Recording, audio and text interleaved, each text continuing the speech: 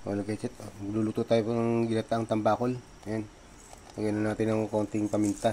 May babong na po yan. Tsaka asin.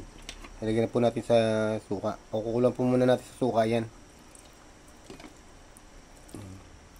May pa magluluto. Ayan.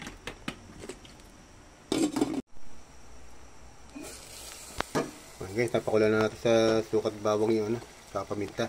Lagyan na po natin ng ano, ng gata. Ayan.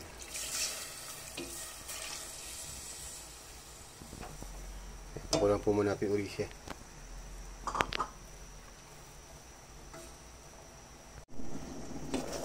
Okay, ito. Tapakulan natin yan, yung gata.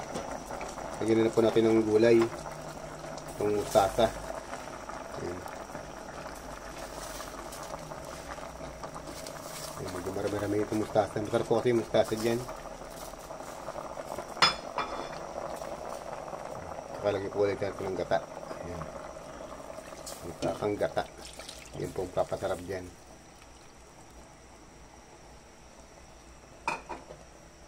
Pakulang po uli natin.